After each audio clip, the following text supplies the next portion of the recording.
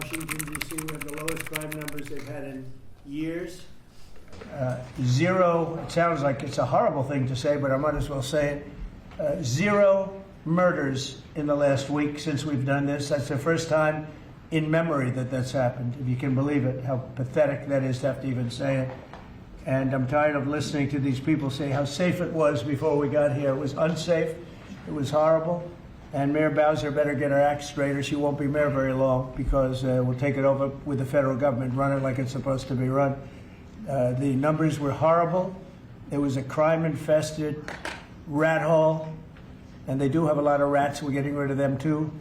And we've made a lot of progress. And it was extremely unsafe, and now it's extremely safe. We had virtually no crime. The number was down 87%, and I'm trying to figure out where was the 13%, because I don't think it existed.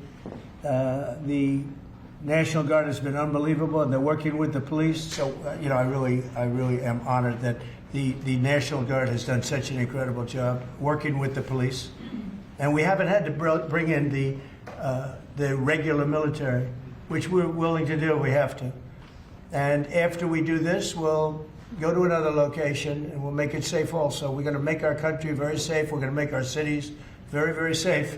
Chicago's a mess. You have an incompetent mayor, grossly incompetent. And we'll straighten that one out probably next. That'll be our next one after this. And it won't even be tough.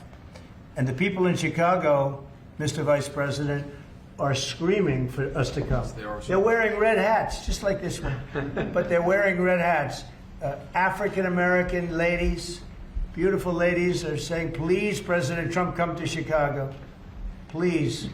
I did great with the black vote, as you know, and they want something to happen. So I think Chicago will be our next, and then we'll help with New York, and we're going to help with, and I think a lot of these people that you see on television, they are, including the people in this audience, they'll say bad things about me, and then they'll say, thank God he's here, because half of them got mugged, and they don't want to get mugged again. And let me tell you, if I didn't send in the troops in Los Angeles, Johnny wouldn't be in Los Angeles. You wouldn't be having your World Cup there.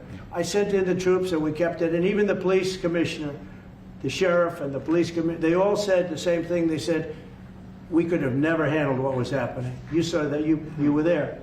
He said, we could have never handled what was happening. And then you hear Gavin Newsom, after it's all quelled, you hear Newsom get up and said, we could have done this for ourselves. No, they couldn't have. And if they could have, I wouldn't have taken the chance either. Everybody wants to save D.C. In one way, it's the easiest. The violence was more than any other city in the country, actually, by far. It may have been more than any other city in the world, if you could think. You know, we looked at some of the worst cities in the world, it was worse. And that's why it angers me to see the mayor saying about how they have it on the slide. Not on the slide, it was worse than ever. Mr. President, on crime, on D.C. crime, you said Chicago might be next.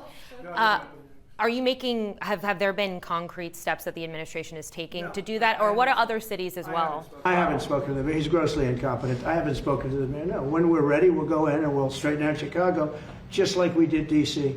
Chicago is very dangerous, great place. I built great stuff there. I have the most beautiful building in Chicago, I think.